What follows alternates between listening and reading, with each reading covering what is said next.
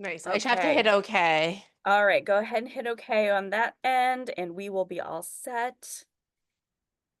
Let me even make you full screen. There All we right, go. All right, hold on. fantastic. Wait, I got two You cameras. got two. That's right. That's right. That's right. Okay. All right. So, we already have one question, Kelsey, from the last episode. So, Oh, question about the glazed pumpkin muffins. Can they be frozen? yes. Yes, Of course. perfect. That's what I thought. Baked Um, good. Freeze yep, it. No problem. yep. Saran wrap and then foil. That's what my mom always did. Yep. So, all Easy. right, I do. perfect. I just actually, you know what? I do saran wrap and then I would just put them in a freezer bag.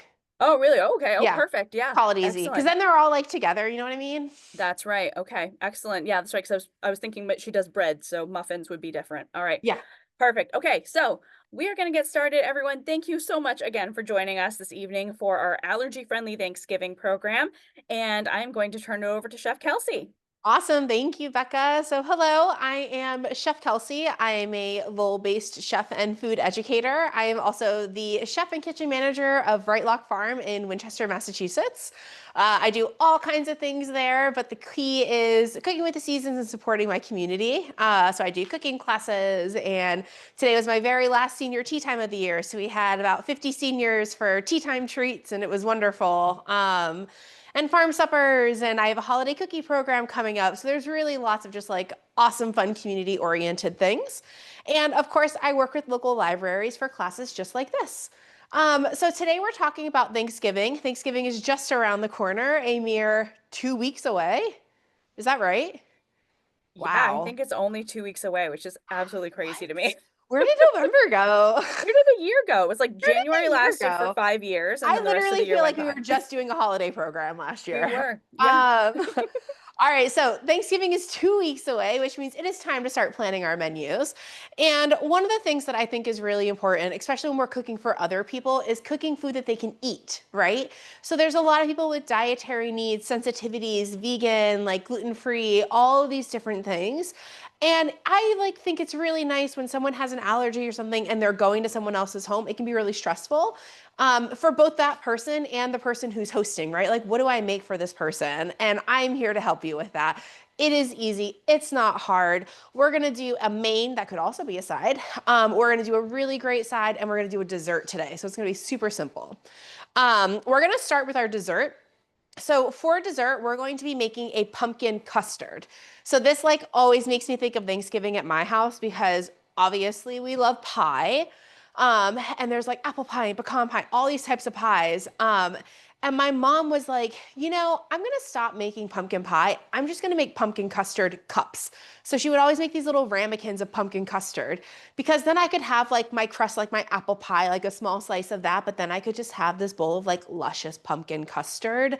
We put like whipped cream on top and some crushed nuts, and it's so good. So what we're gonna do is we're gonna make a vegan pumpkin custard. So this is really, really simple, literally probably one of the easiest things you're ever going to make. So what we're gonna do is we're just gonna mix everything together and we're gonna cook it. So in my bowl here, I've got some brown sugar and some cornstarch. And the cornstarch is really just our thickening agent. I'm gonna add maple syrup.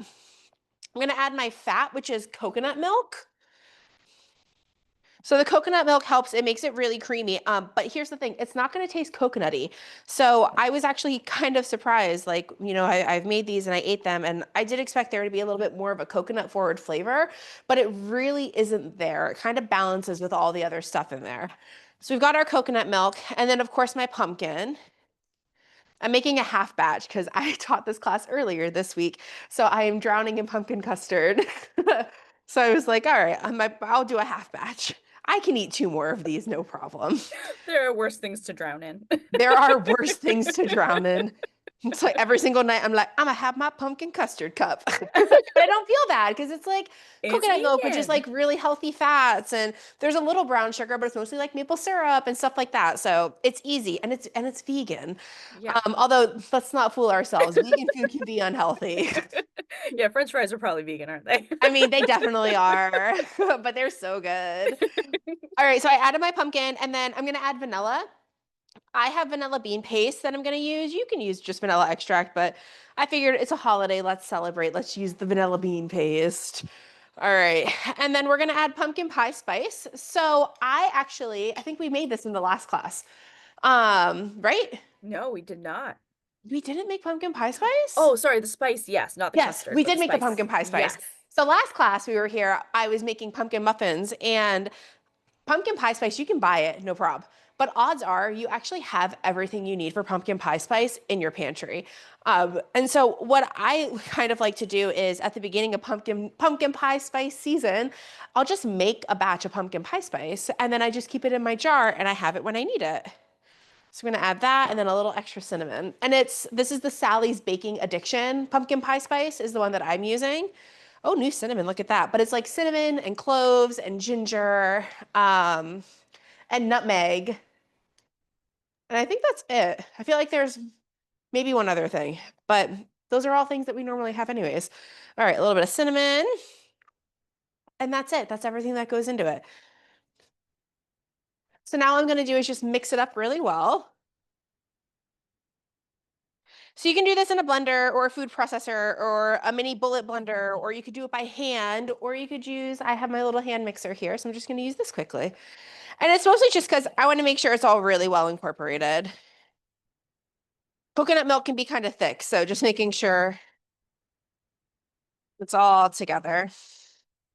Yeah, So this nice. recipe also, if you wanted to make this into a pie, and let's say you got like a vegan pie crust from the freezer section at the grocery store, or even I think that they have like boxed vegan pie crusts. If that's something you wanted to do and make like a full vegan pie, you can absolutely do that. Just make this custard and pour it in the pie and bake it that way. All right. It's also important when we're mixing it. One of the reasons I like doing it, not necessarily by hand, but with, ooh, I'm going a little too fast. I'm seeing pumpkin flying everywhere. You want to make sure the cornstarch is really well incorporated. Like we don't want any clumps of that. All right, there we go.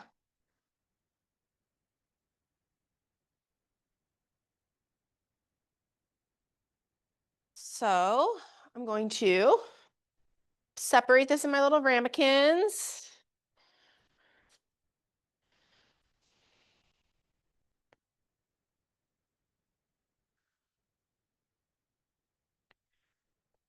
Cool.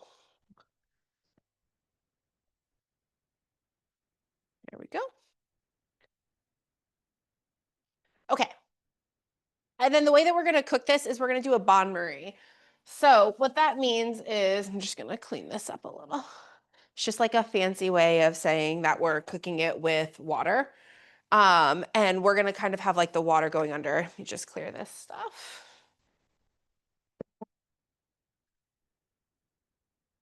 So what we're doing is I've got my boiling water here and I'm just pouring it into this. And so what a bain marie does is when you're working with like something that's a custard is it helps cook it evenly. So you're going to have a more even cook on it. And it's good too. So when you're doing it, you don't want to use cold water. You want to use hot water because cold water then has to warm up in the oven. So it can take longer for your custards to cook. So instead, I just put my tea kettle on and it's good to go. So I'm just going to do this. And this just kind of helps ensure that you have like a really silky custard. Here's a weird question for you. Yeah. If you have a sous vide machine, would you be able to make these in like little like jam jars or something like that and cook it And in sous there? vide it. Mm-hmm. I mean, I'm not going to say no, but I am going to say I have no idea how long you would cook it. Fair enough. That's an acceptable answer. Yeah, like I I, mean, I only ask because we have one and we use it for things like little like well, egg like the souffles and little stuff. like Starbucks egg cup thingies. Yeah, yeah. My sister showed me that Yes. recipe. I was like, oh my God, so cool. And I was like, oh, I'll Yeah. bet you could do that with these. But yeah, you would have to figure out the temp and everything. Yes. So I don't know that like quantity of cook time and stuff, but like I don't see why not. All So right. Echo, no, hey Google, set a timer for 30 minutes. There we go. So we'll check on those in 30 minutes, but they should be close-ish to done. All right, and now it's time to get to the main course. So we are going to make a stuffed acorn squash. I love this recipe. I had a farm supper, got it? I had a farm supper last month, and I did this as the vegan gluten-free option. And it was very good. People loved it. But what's great about this recipe is it's actually incredibly versatile. So this recipe could be vegan or it could have meat in it. It could be gluten-free or it could be not, you know? So there's a lot you can do with it. So essentially what we're doing is we've got this acorn squash. Whoop. So this is my acorn squash. This is like an uncooked one, just so you can see kind of what it looks like. And what I did is I cut it in half and I de-seeded it and I flipped it over and I roasted it. Okay. So this is like a nice roasted squash. We're good. So what we're going to do is we're going to make stuffing to go inside of it. And that's where you can get really versatile. So, oh, I forgot my onion. Where is she? Here she is. All right. So I'm going to start just by getting the onion chopped and starting to cook, and then we'll talk about the rest of the stuff in this. In the recipe, it calls for a yellow onion, but I have a red onion that I need to use. So I was like, hey, that sounds great. I'll do that, you know? And what I'm going to do is I'm going to cut the onion. So how do we cut an onion without crying? This is good because we're coming up on onion cutting season. So onions have lines, and these lines are kind of our guides. And if you guys can see, this is the root end of the onion. So this is still attached. So when this is attached, it kind of holds the gases in, and the gases are what make you cry. So what I'm going to do is I'm just going to cut. You guys can see there, I left about, I don't know, half an inch, 3/4 of an inch to that root end. And then I'm just going to follow my lines one way and the other. And now I have all of these great little slices, but it's still connected. I'm not crying. Turn it the other way and down you go. And now you have diced onion. Easy as that. I took that bowl that I made my pumpkin custard in and I just left it right here. It is now my compost bowl. It's my thank you for coming bowl. If you compost, that's where you put your compost. If you don't, that's where you put your trash while you're cooking. The idea is that you're creating space for you to have a place for all your dirty stuff to go. Because taking your scraps and walking back and forth to the trash can is not a good time. Takes up time, we don't really do it, and it makes like a messy kitchen. So having a clean workspace is a happy workspace. So that's one of the things I like to think about is how to keep my space clean. Okay, so we're gonna let those onions cook, and then I'm gonna chop up the rest of the stuff that kind of goes in this. So the base of this is onions, garlic, apple, cranberries, and sage. That's the thing that kind of like remains the same. From there, you can change it. So I'm using panko breadcrumbs. You could use gluten-free breadcrumbs. If you're using meat on this recipe, you could use ground turkey, or my favorite, ground pork is like so good. This recipe does, Becca's like, yes. Well, we had the recipe a couple years ago, but it was not the allergy friendly version. So I can send that out to Yes. people when we have the recording as well. Well, you know, the recipe that I gave you has the pork variation. It does. Yes. It Yeah, I just does. checked. Yep. Don't worry. Well, because that's the whole point, though, right? It's like Yeah. maybe your friends are gluten-free and you want to do something gluten-free. That's this, and you still want meat. Like, let's use pork. It's so satisfying. Sure. And if you But do it, you can also split it up. I mean, if you have, 5 or 6 people, it's like, all right, well, these are the gluten-free ones, these are not, these are vegan, these are not. yeah, Yeah. yeah, exactly. Yeah. And so what we're going to use instead, though, is we're going to use tempeh, and we're going to talk about this when we get to it. Okay, so I'm going to get the garlic ready. So sharp end of my knife away from me. I'm just going to smash my garlic. So I do this for 3 reasons. One, it's going to help me take my skin off. 2 is it makes it flatter, so it's not going to roll around on me. And then the last reason is when we smash it, what we're doing is we're releasing a lot of those good garlic juices, so it's going to be more flavorful.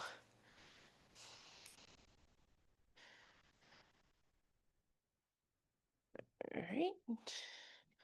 A little bit of ugly there. And 3.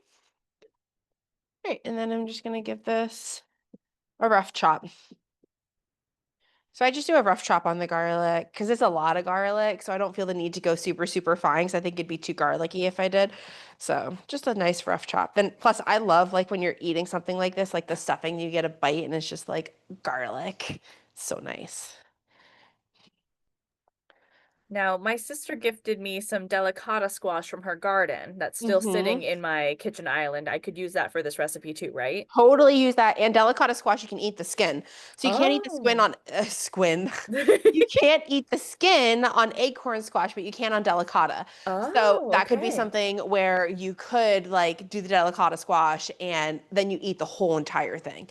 So it's Right. fair game for all, which is That's nice. really good to know. Because I did not know that. Yeah. Oh, I forgot there's one other thing in this stuffing, and that's white wine, and we'll talk about that when we get there too. If you don't drink, you can use stock like broth or whatever. Okay, so the garlic's ready. I'm gonna get the sage ready. So I'm just gonna pick my sage leaves off. And then I'm gonna find my biggest one, and then I'm just gonna kind of stack my sage leaves in here and roll it up like a little sage burrito.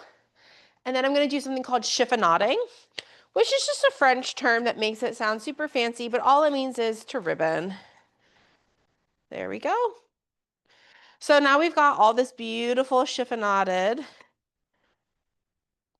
I was gonna say parsley, and then I was gonna say basil, and I was like, it's neither of those things. This is sage. See, I feel like people use sage only at this time of year. It's like it's not well, like, unless you're making anything with mushrooms, because I always put I no make time so with my mushrooms. I I agree. can't. I'm very like seasonal with my herbs. So Yeah. like parsley to me is like year-round parsley. Let's go. Yeah. I feel pretty similar about cilantro, but like for me, mint is spring, summer, very spring and summer for me. And then rosemary and sage are very fall, winter. Same. And thyme is year-round as well. So like I use some herbs I'll use all year round, but then like these other ones, I'm like, this is where this fits for me. Yeah. So it's funny, I have like this gorgeous rosemary plant that I planted at the beginning of the year, and I'm just starting to use it because I'm like, oh Oh, my God, wow. it's finally time. Okay, I'm gonna add my sage just in with my cranberries over here. So I'm using fresh cranberries. I love fresh cranberries for many reasons. One, they are indigenous to Massachusetts, which is super cool. They're hollow, so they actually float, and that's how they're harvested. And I just love how like tart they are. If you don't have access to fresh cranberries, you can use dried cranberries, but I love the fresh in this because it pops. So it's like this real burst of just tart deliciousness. All right, just gonna give my onions a quick stir. Great. Okay, so now it's time to get the apple ready. So I'm just using the apple that I have. So the recipe calls for like a green apple if you have it. The tartness is great. But I'm also, I'm a seasonal cook. I cook on a farm. Like it's what do I have access to right now? And the answer is I had this little apple that's been living in my fridge for a couple weeks and it's a little soft around the edges and I probably don't want to eat it for a snack. So it's perfect for this. So all I'm gonna do is just grate it. So I'm using the large side of the box grater. And I'm just going around once I get close to the core because we don't want any seeds. There we go. Awesome. And now I have grated apple ready to go. And then we're going to get our tempeh ready. So this is the big thing. So tempeh is fermented soy. So it's just a soybean that's been fermented. And I'm going to be honest, it's kind of gross. Like the first time I ate it, I was like, no. And that, I mean, like that, some people love it right off the bat, and I dig it. It was not for me, and it's because it's like a little bit bitter. So I was like, how can I like temper this? How can I make this better? And I wanted to use it in this recipe, and I was like, I'm just gonna give this a whirl, but I don't want big chunks of it, so I decided to grate it. If I can get this out. Come on, tempeh, let's go. There we go. All right. So this is my tempeh, so you can see it. Hmm. Fermented soy. So, tofu is also made from soy. Tofu is a lot wetter than this, so I don't use tofu. It also doesn't really have that much flavor. So I do like the fact that the tempeh does have like a bit of flavor to it. So I'm just gonna do about half of this because I'm just doing one squash. Because like I said, I made this earlier this week. I know it's that time of year. It's like, oh, everyone wants the Thanksgiving recipes. Yeah, I know, right? Go figure. No, I love it though. Yeah. Yeah, It's I have to perfect. say, It's perfect because I want this for Thanksgiving, but since I've already had it, I don't have to make it. Like I can make other stuff for Thanksgiving. You know what I mean? yeah. All right, so I'm gonna just take my tempeh and I'm going to grate it. And this helps kind of like break it up, and it also just makes it really good in the stuffing because it kind of all melds in there together. So that's why you're grating it, is to kind of get rid of the like the chunks of it, because the bitterness comes through when it's a bigger piece, but Yeah, and not I when it's a just don't smaller want like piece. I like a stuffing that's kind of cohesive. Like I Yeah, don't mind like a little bit of onion or celery or like all that stuff, but I want one like I don't want to bite into my stuffing and have like a chunk of something. sure. So I found that grating it worked really well. And I'm already grating the apple, so I have my grater out, you know? Right. All right. So I'm gonna add my garlic, and then I'm gonna bring my camera over. We're gonna go for a ride so we can look at the stove. Add in the garlic. Oop. Here we go. Hopefully nobody has vertigo. I'm glad I cleaned my floors.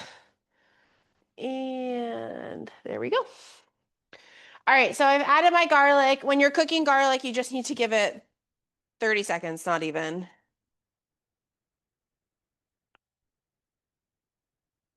There we go.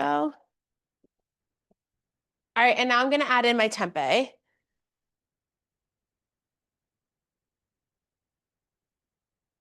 Go. And I'm gonna add in my apple. Just give that a stir. Now, for people who have never used tempeh before, is this something that it's like a pre-cooked thing? You can eat it right out of the package, You or can is totally eat this it right out of the package. okay? And they'll have like sun tempeh that's like marinated tempeh with different sauces and stuff, Oh, like depending on where you shop, right? okay. This is a really good one. This Rhapsody brand, it's a local tempeh, so we carry it at the farm. Okay. So I really like it. It's like a local tempeh. It is actually good if you cook it right. But yeah, you can literally they sell it where the tofu is at the grocery store. Okay. Just like that. And it's got like it does have like a nice texture, so it works really well in the stuffing. You eat it and you're like, wait, this is tempeh, like wait, this is vegan, because it feels like meaty and so good. And I think that's kind of one of the pitfalls of like vegetarianism and veganism is everyone's like, I want something that feels a little bit meaty. I guess I'll make mushrooms. Mm-hmm. That's like the first place we go. We always go to like a mushroom, but sometimes you just don't want a mushroom. Yeah. And so this is a really great option to kind of have something a little bit different. All Cool. right, so what I'm gonna do is I'm going to deglaze. So essentially, imagine this was like pork. And you're cooking it in like the little brown bits and stuff. That's called from. From is flavor, and you want to get that. So I'm gonna hit this with a little white wine. And this does two things. One, I guess it does three things. So one, it's going to scrape off any bits of food that are on the bottom of your pan. Two, it's going to help create a little extra moisture because you're making a stuffing. So you need some moisture to then soak up that bread. So that creates some of the moisture. And three, it's going to add flavor. So I'll show you my little wee wine guys. I don't really drink. So sometimes it's hard for me when I'm cooking with wine because I'm like, oh my God, I only need 1 cup of this wine and I'm like not going to get it drunk in time and I'm going to waste it and I hate that. So it's important to always cook with the wine that you like and that you think tastes good because when you're cooking, you cook out the alcohol and then all you're left with is the flavor, right? So this is a pretty basic, it's just a Chardonnay, but it is really good. And that's like a relative term for wine in this. It's not like fancy, but it's good, it's drinkable, and it cooks well.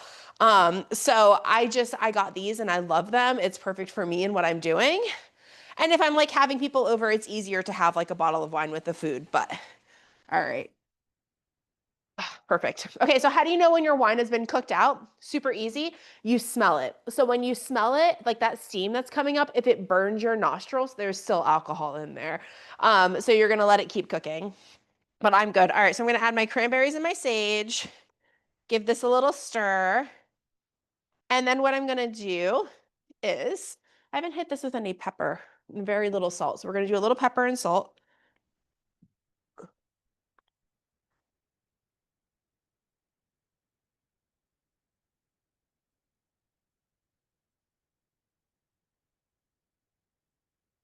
Pepper. And then I'm gonna put some breadcrumbs in here. And I'm really just adding breadcrumbs to soak up all that liquid and bring it into like one cohesive thing.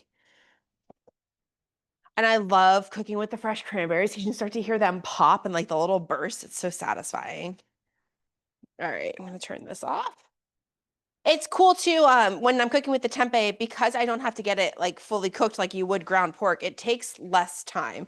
So if you're cooking this and you're using like ground pork or ground turkey or ground chicken, just make sure it's fully cooked before you deglaze your pan. So that's the one thing you want to make sure of. So if there is pork or chicken, no more pink, and then once it's fully cooked, you deglaze. All right. Bringing the stuff in together. Think I need, I don't think I need more breadcrumbs. I think that's pretty good. All right. Dropped a cranberry.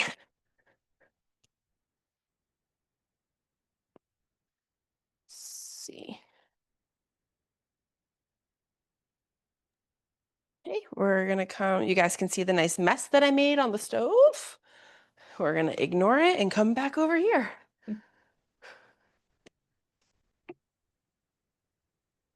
Boop. There we go. All right. So now I have, move my cutting board out of the way. Okay. So now I have my stuffing done. I have my squash. And what's really cool about this is you can prep this ahead of time really easily. So how do you do that? Make your stuffing a day in advance, no prob. Or you could literally like roast your squash day of, stuffing in advance, or you could roast the squash the day before, like cool your squash, cool your stuffing, put it together, throw it in when it's time. So it's good because you can kind of prep it ahead of time. All right, and then, whoopsies, we're gonna stuff. I'm gonna get a spoon, I think. And go in a little bit more liquid. I'm gonna add a little bit more wine. Why not? Look, it feels a little dry.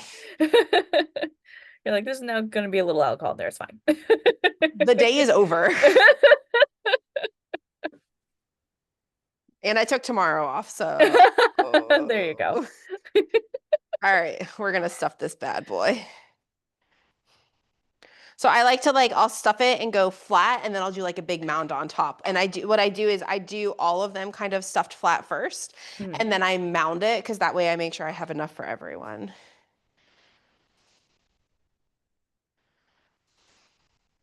There we go. And yeah, fresh cranberries are great in this recipe, but dried cranberries also work really well. Like I think I talked about that earlier. When I did my farm supper, fresh cranberries just weren't ready yet. They were late this season because of the drought, so they weren't quite ready. So I didn't have them, and I was like, oh my God, how do you have a harvest dinner without cranberries? And then I was like, I'm gonna just get them dried, and they just soak up all that stuffing liquid anyway, so it's perfect. But this is better with fresh. All right. We're almost done. I'm making big old mounds. Boyfriend worked hard today, so he needs lots of food.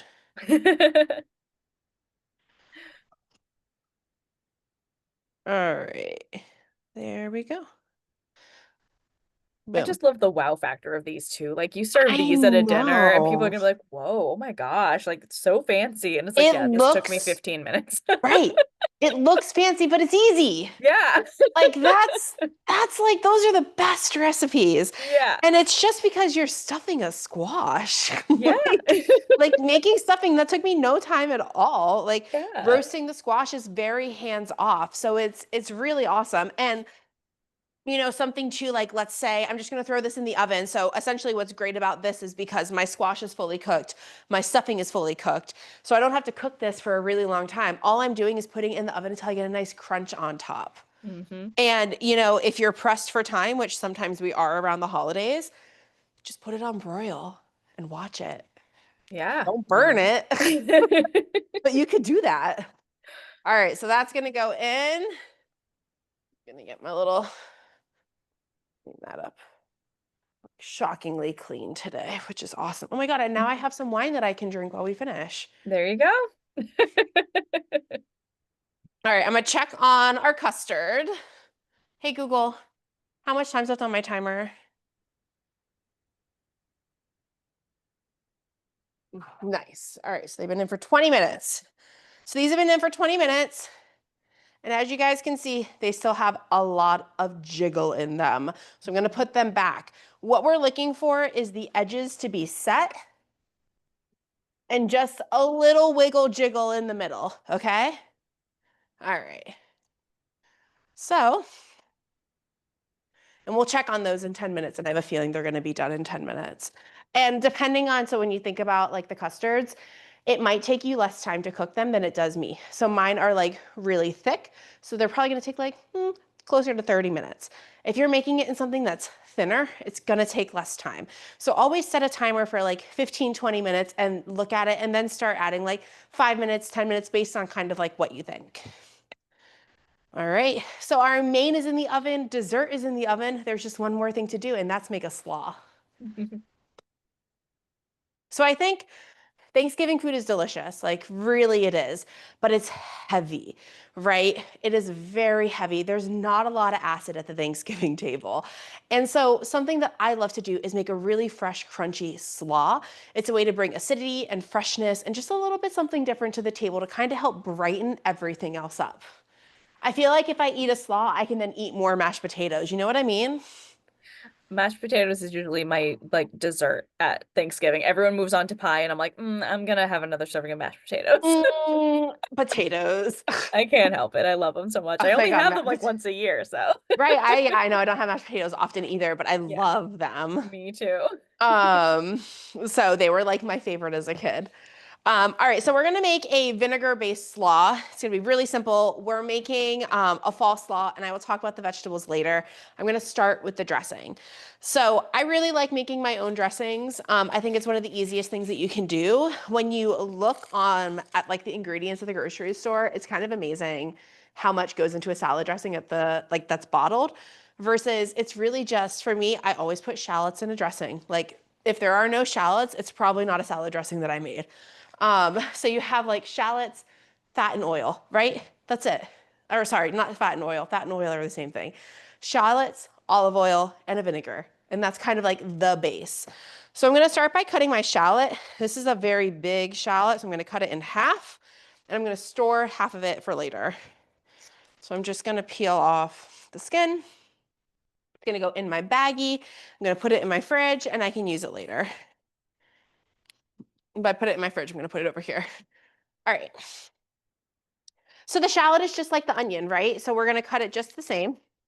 The one difference is that I'm probably, because if you look at it, right, you can see here, it's kind of really thick. So I'm gonna do lines between.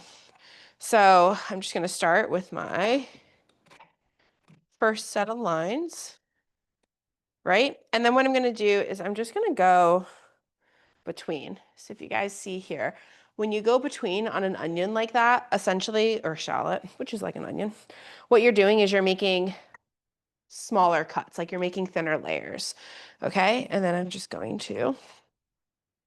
So anytime I'm making a dressing, the very first thing that I do is I cut the shallot and then I get it in a bowl with the vinegar. And the reason I do this is shallots are kind of like an onion, right? Like they're pretty strong. And so you want to temper that by adding the vinegar. So it's not necessarily that we're pickling because we're not like heating it up or anything like that, but the vinegar is tempering it. All right, so I'm gonna add my shallots. This over here. All right, and then I'm using champagne vinegar because I'm fancy. If you don't have champagne vinegar, Market Basket actually sells a really good Prosecco vinegar. But you could also apple cider vinegar is perfect in this. So I just added, you couldn't see over there, but I just essentially added enough vinegar to kind of like cover it. Obviously I'm measuring as I do. All right, there we go. It's So all I'm to gonna let that, taste. yeah, you know, the ancestors have said that's enough. That's right. All right, let me cover my panko so I don't get anything on it. Okay. All right, so I'm gonna let this sit and hang out. We're gonna finish the dressing once our vegetables are all ready. So we're making a slaw, and what this one is this one is like super versatile, okay? So this slaw all started as a Brussels sprout slaw, like shaved Brussels sprouts. So this recipe came from a shaved Brussels sprout slaw that I loved making. And I was gonna make it, but Brussels sprouts did terrible this year. So like they really had a hard time, at least in the New England region because of the drought. So we weren't really getting Brussels sprouts, and the ones that we were just kind of like, I don't really want to work with that. It's too much work. So instead I was like, okay, well, like, what's like a good Brussels sprout kind of esque thing? And I was like, ooh, cabbage and broccoli, like equal parts cabbage and broccoli. Like that feels Brussels sprouty-ish to me. Like I like that. So that's where this recipe is. That's the one that you have. My partner doesn't like Brussels sprouts. Maybe you guys have similar people that just don't really like Brussels sprouts. Do I agree? No, but like we got to respect it. So I was like, well, what could I use? And I was like, oh my God, carrots. Hello, they're in season. I've got them in my fridge. Why would I not just use a carrot? So I'm using carrots and cabbage. You could use Brussels sprouts or broccoli or cabbage, whatever you want. You could do all of them together just in equal parts. Like really, it's whatever you want. Um, it's this idea of creating a slaw with like what we have access to. So this cabbage is, oh, just I like hit myself. This is a Carafax cabbage. It's called a cone cabbage. This is just half. But as you can see, it's kind of like got this really nice cone shape. I love this cabbage. It's really tender. So I think a lot of times you get like green cabbage or red cabbage. It's really, really tough, which is fine. But this cabbage, it's super tender. It's really, really good. I love this. So it's called Carafax.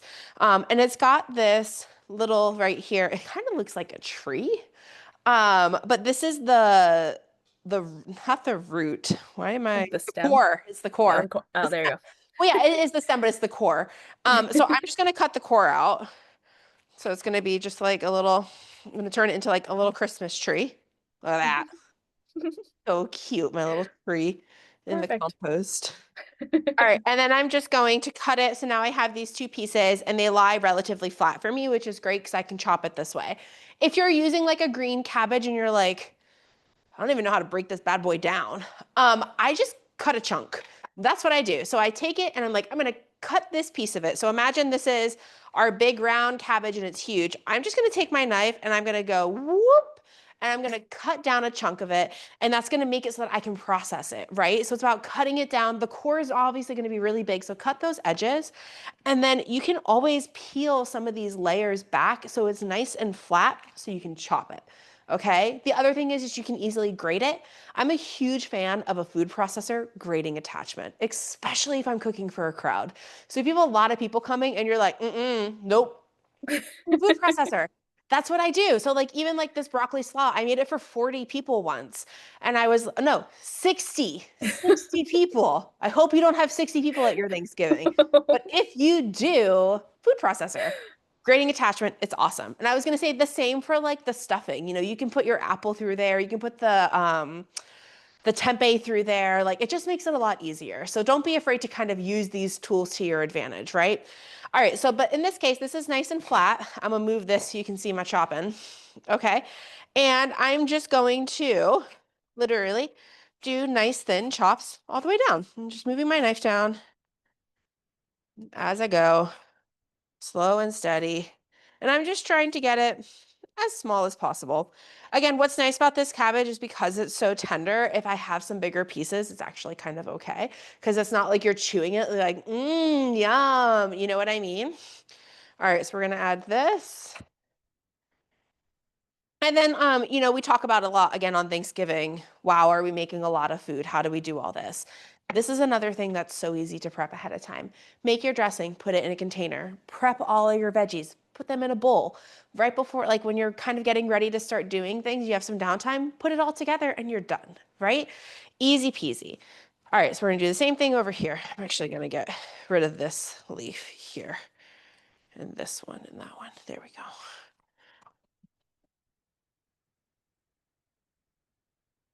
Yeah, I feel like that's one of the most stressful parts about people like making food for others. It's like, okay, the timing. The Yeah. timing is always the hardest part because you're like, okay, this needs to be in the oven and this needs to be in the oven and this needs to be prepped, but I can't do it ahead of time because it'll get soggy or whatever. And So you know yeah. what I do? You start with what time you want to eat and you work backwards. Yep. That's what my mom always taught me. So it's what time are we eating? Great. So if we're eating at 5 o'clock and our turkey needs an hour to rest, right? That means the turkey has to come out of the oven at 4 o'clock. So if the turkey needs to come out of the oven, ooh, our timer. Hey Google, stop timer. So if the turkey has to come out of the oven at 4 o'clock, how much time does it need to bake? Let's put it in the oven at that time. And my Right. turkey needs to come out of the fridge 1 hour before I bake it so it's not cold. So that means I'm taking it out at this time. So like it's kind of like if you work that way backwards, it's so much easier. And Yeah. like something like mashed potatoes. Mashed potatoes, make them in the morning and put them in the slow cooker on low all day, you're good. You know what Mm. I mean? Like you can make them ahead of time, put them in the slow cooker. They're fine. They're going to hang out in there. They're going to stay warm. You're excellent. Give them a stir and add some butter before you serve it. You know, These are the tips and tricks we need. these are the things that change our life. That's right. All right, I'm gonna check on our little custards. Let's see.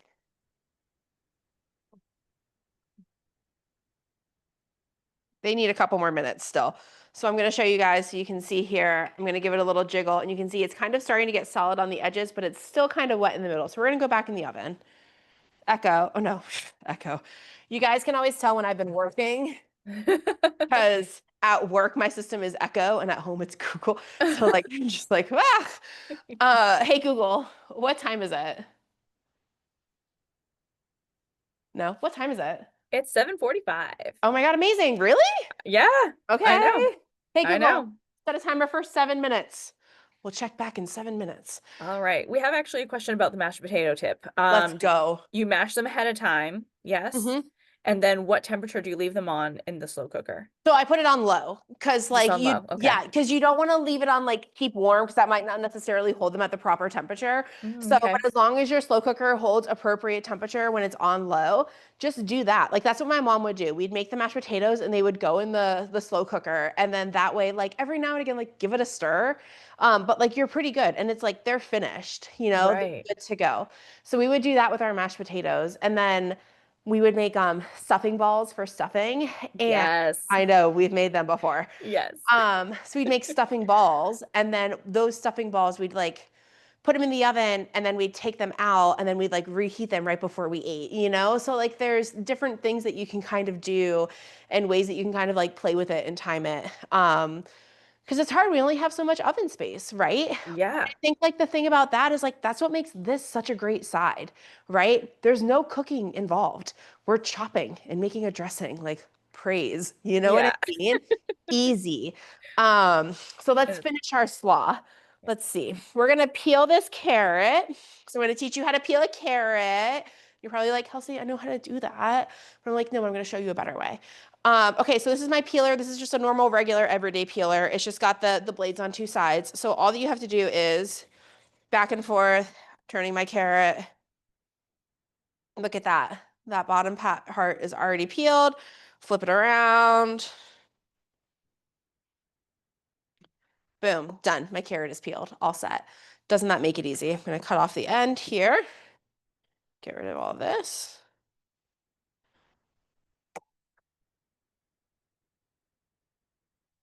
No. All right, and then we're just gonna grate our carrot. So I've got my box grater. Again, big side. I like never use the small sides of my box grater because I'm like, that's too much work. You know what I mean? If I'm doing it by hand, let's make it easy. All right, and we're just gonna grate it. The only thing I use that for is when I'm making either cacio e pepe or For the Parmesan. yeah, I use it for the pecorino because I'm like, you need it Yes. to be Oh, I'm so sorry. so I'm so fine. sorry. Look, you're not Italian, it's fine. It's fine. I'm not Italian, but if I was, If you were, you'd have to be, punished for that. But yeah, yeah, the obviously. pecorino, because you need it to like melt properly in the pasta to make the sauce. So that's the only thing I use the like minuscule side for. Yeah. And then it's worth it. Oh yeah. Oh yeah. Otherwise you're gonna have a mess. All right. That's it. My carrot is grated. Boom. Look at that. So colorful. That is the thing I love so much about this salad. Like I would totally put a little bit of purple cabbage in this because I love the purple along with all those Mm-hmm. other colors, but oh my Mm-hmm. gosh, it's such a pretty salad. It's very pretty. It's very pretty. And it's like, again, it's just so fresh and crisp and like satisfying. All right. So I'm going to move this stuff because we don't need this anymore. I'm going to check on our stuffed squash. They are looking good. Nice and stuffed. Turn that up a little. All right. So now we're going to finish making our dressing and our slaw. So to the slaw, I'm going to add some dried cranberries. You could also do like dried cherries would be really good in this, or golden raisins, kind of whatever you have. And then this is like one of my all-time favorite things in the world. It's a local brand.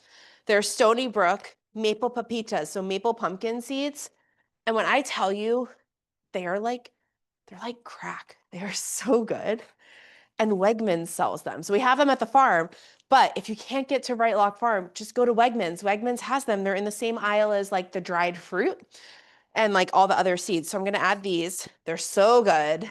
Yeah, and this would be good for someone who has like a nut allergy because it's Oh, well, not a yeah, nut. exactly. We're not using any nuts. There's no Right. nuts.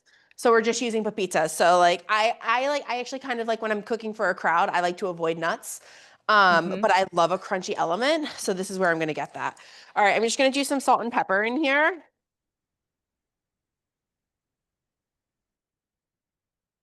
Pepper and some salt. Give it a toss. Okay, and then the only other thing that I'm gonna add into this is actually some shaved Parmesan cheese. You could also use Pecorino Romano if you want that. I actually prefer Pecorino Romano, I'm not gonna lie.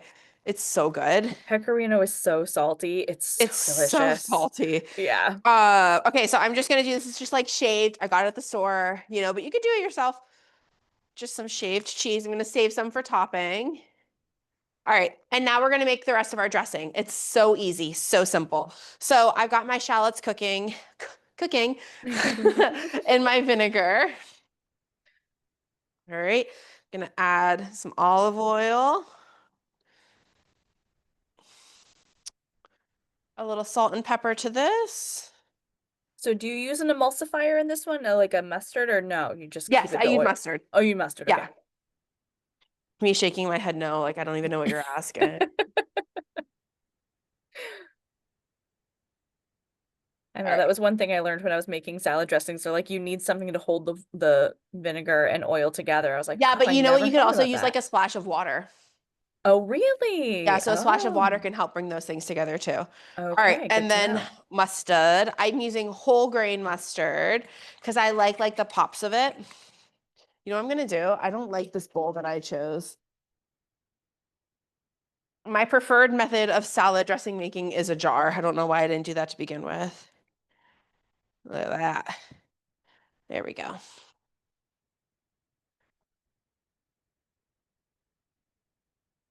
All right, give it a shake. I like making salad dressing in a jar too, because then when you're done with it, you just put the jar in the fridge and you're like, oh my God, look, salad dressing. All right. Oh, it smells so good. And then in it goes. And then we're just gonna toss. Might need a little bit more dressing, might not.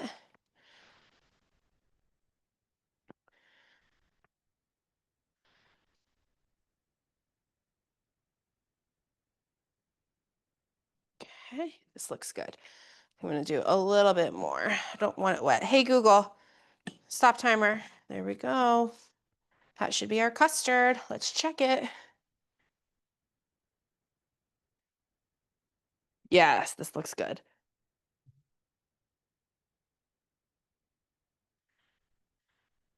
Okay, so I'm gonna show you these custards.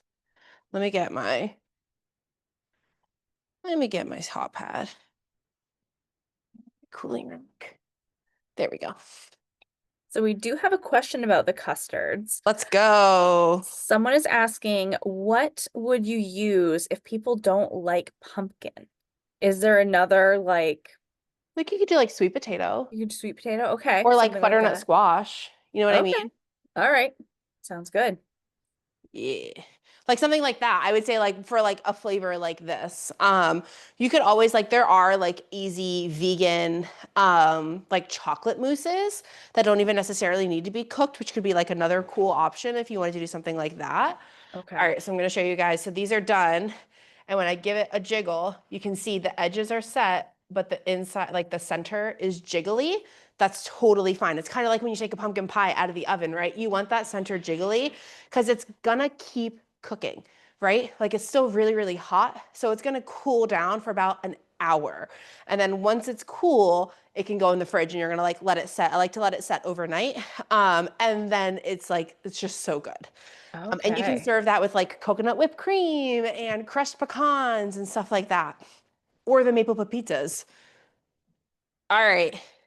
So our slaw is done, and our squashes are just about done. Thought I heard my boyfriend come in, but I think he left. All right. Get my bowls.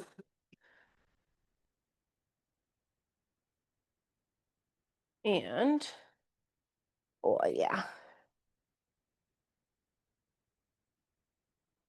And then you guys can see we have our stuffed squash. Let me, should have thought about this. I'm like, how shall I do all this? Oh my There we go. goodness. Those look incredible. Yeah, so then we've got our stuffed squashes. There we go. They got a little caught on the top because I was trying to get them crispy for class, and so they're a little. I put the broiler on, so they got a little caught, but it's fine. Just don't tell anybody. They You know, look great. they look great. All right, so I'm gonna do a little scoop of my slaw here. There we go. And then for my slaw to finish, I'm just gonna hit it with a little bit of the stuff that we put in it, right? So some fresh cranberries on top and some fresh pepitas.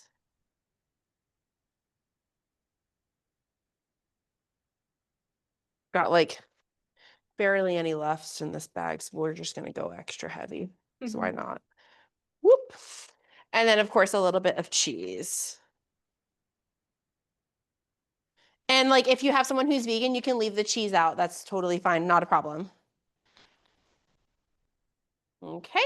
And then we have our squash. So we're gonna add the squash. And like, just look at this, it looks Yeah, so fancy, but it's it's so so fancy. easy. It's so easy. And just like that, we have a delicious dinner. Look at that. Easy That is peasy. so beautiful. Oh my gosh. No, it's good. It's good. I'm pretty excited. Thanks for Yeah. making dinner with me, guys. Of course. And so with the custards, you leave them to cool in the bain-marie so that they keep cooking, and then I'll how take do them you out of the bain-marie. you do I take do. them I out there. just haven't Okay. because it's really hot right now, but like in Right. 10 minutes or so, I'll take them out and just have them on my rack and just let them kind of like cool, just like you would with like Okay. a pumpkin pie, right? Like you take Sure. the pumpkin pie out of the oven and you put it on the counter and you let it cool, and then we'll cover it and it will go in the fridge. Okay, perfect. All right. Yeah, Excellent. same exact thought. So yeah, Okay, and that's it. That's perfect. some allergy-friendly Thanksgiving recipes for you guys. So easy and so simple. If anyone has any questions, go ahead and type them in the chat now. We have a couple of minutes before we sign off. And I want to thank you all again for coming to this amazing program. I will send out the recipes again, probably with the recording next week. I may even send last year's Thanksgiving recipes just in case No, people you want those totally as should, because well. they're like the stuffing balls, right? Yeah, they are. Yeah. They're in there. I'm like, I Henry don't know. Henry just came in and he just goes, "They're so good." Now, I don't know how you make those gluten-free, but I guess you could just use Gluten-free gluten-free bread. bread? There you go. Perfect. All right. So see, there you go, you guys. All this stuff, it's so adaptable, which is so great. And obviously crowd pleasing as well. So these kinds of, recipes and stuff, I really think it's so great because you have so many different elements to them, but you can either omit or add or change. Easy. You just need a little bit of flexibility. Yep. These are all just fantastic recipes. Thank you so much, Kelsey, for sharing them Oh, with my us. pleasure. Thank We you for are so, joining oh my me. gosh, it's our pleasure every time. We love having you and we love these recipes. So, we'll definitely be seeing you again soon. Let me just scan the comments over here. I'm seeing so many thank yous. Oh, thank you Just want to guys. make sure I said to that, Becca too, this is my last library class of the year, closing yeah, it out with Topsfield, which is I like, can we do know. it any other way? No, absolutely not. Please. All right. And so for the people that are wondering, yes, we are recording this video. So yes, we will send it out next week for anyone who missed parts of it. Oh, Jean says she's making the stuffing balls this year, so Yes, excellent. We're so excited. Jean. They're so And I good. can't wait. I hope people will try them. I'll send that recipe packet out as well. So in a week or so, you'll get the recording of this video. You'll get 2 recipe packets, one with the allergy-free version of the recipes, one with the bonus from last year's Thanksgiving special recipes that we got. And everyone stay tuned because Chef Kelcy is going to be back. We love having her, and Oh, we'll we have got to talk about next year, we Becca. gotta do some talking about next year. If you guys have any ideas We of got to things you plan an want, in-person class. yes, we do. I know. If you guys missed last year's in-person class, it was so much fun. We made farro bowls and 2 different kinds of salad. It was a Yeah. couscous salad. It was so good. Yeah. So I think we mentioned we were maybe gonna do spring rolls We next talked about time. fresh So rolls. yeah, some fresh rolls. So we'll be doing that again soon. We'll keep you guys posted. Again, if you have any not recommendations, but things that you're Things like, you want to learn. yeah, I don't know how to cook this. What about this style of cooking? Something like that. Let us know. Let me know. Come to the library. Talk to me at the front desk. I'll keep a list because we have had so many fun programs, and And Chef they Kelsey all can't happen eat. because Becca's like, what do you think about something like this? And I'm like, yeah, let's do it. Absolutely, and you can't keep eating Thanksgiving food all year round. So we need No, something new on your menu. obviously. As much as we love it. As much as we love it. All right, so I think we are at 8 o'clock right now. Thank you again so much for joining us, everyone. I'm going to end the Thank you recording and end guys. the program, and we will see you guys all next time. Woo! All Thank right, have a great you. night.